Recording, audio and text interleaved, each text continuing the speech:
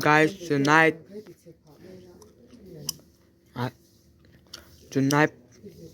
I just came up computer. Tonight is the last tuition inside of the house.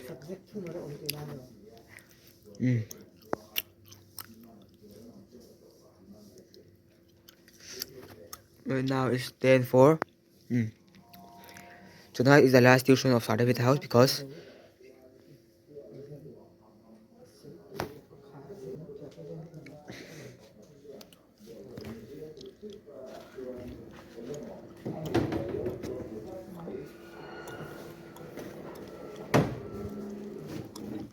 guys, tonight is the masan ni tuition thung barin dona and tomorrow thì nào tu rồi hay nên Sardavid thì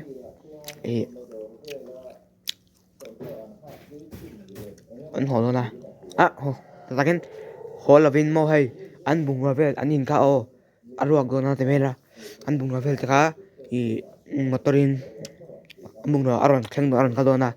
chu Manipur ai zo tangin Manipur kheng akal puinga chonin chu an bung wa vel kha an do kan te an chu thleng te an bench te an table te ho kha chu motor an roya chu motor be an roya chu an do kan te ve kha ai an do na chu tuition te po om thela wanga tanin tuition ngamang chia sana ayan sana tuition ka kali tuition kal number dur my last tuition ani sana my last tuition tanin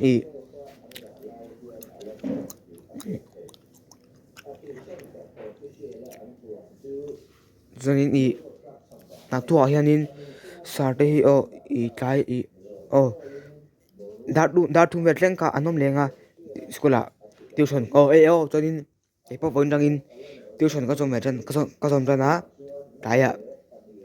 ka ni da ka chonin ni da kan exam ka chonin ko tang ha thina kaya khanin ka kalova masa voin chu kaya class churu ma mo ka churu ma tuition ne ya kaya dar thum ve tleng chu kai po voin rang ka kal ve na chu tiang bok cái mình pon kakal lenga la tu ka hianin tuition ka hianin classroom a hianin kakal lenga boyang bok hanin chonin dar thum thleng anomanga sa ta chu chonin tu mi sa chonin tai vera miski mi pa aron aron kalanga antia chonin so te po enga chonin dokan dia chu an chia da akevel hi bung englowa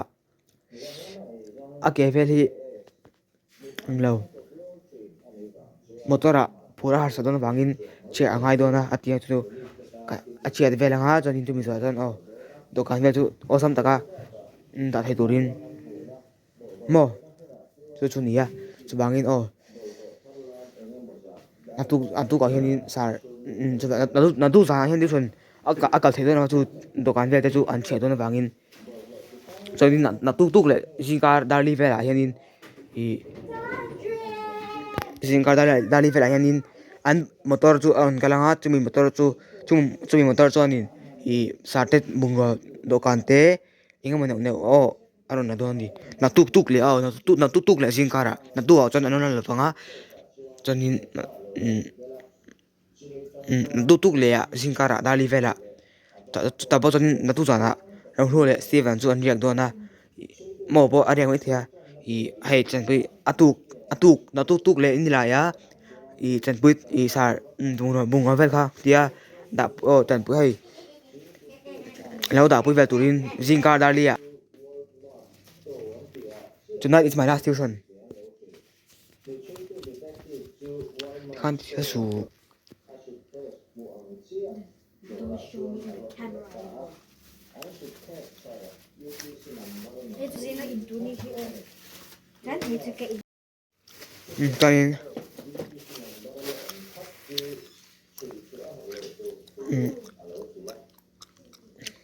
cái thằng này à lật tu thằng anh nín sao đây nè ông thua lệ Steven là hiện hiện đó na cho atu zingkar ni lai zinga ni lai zingkar dali vela o bungavel da pui tur khanin sate bungavel to kan vel da pui tur khanin an che ve do na cho an riak don ru ta chu cái chu kom na ala set chu bangin ka riak la bang sanin I dali le langa o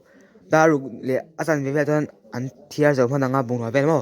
sanin I school te bodan an kan man lenga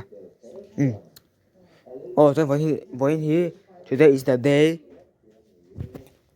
Don't know what I'm feeling.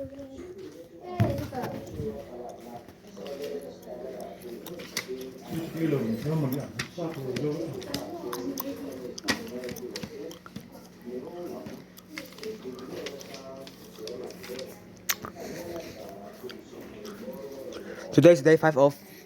exam of third time exam today we exam mi zo mới làm mi zo kan exam ha ni som ni bathum February kum sang som ni pro ko question paper kan mong cheu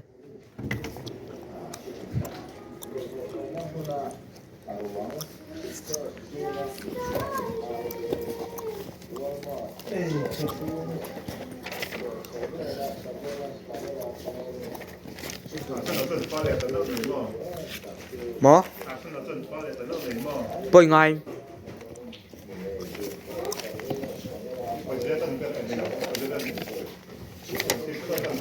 oh next Arsenal le jasin dum don lo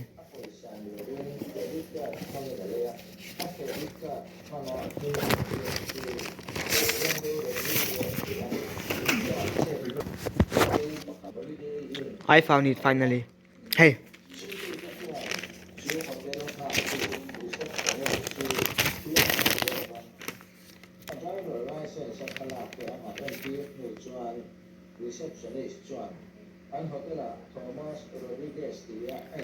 today we exam mi zo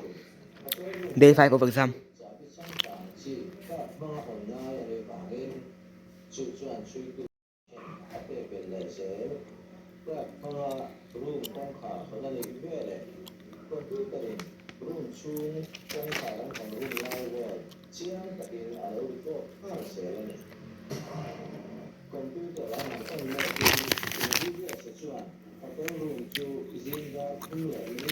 có sang phải bằng có sang phải không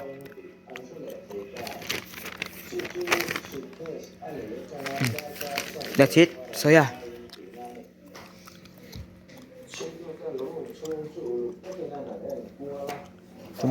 tomorrow is English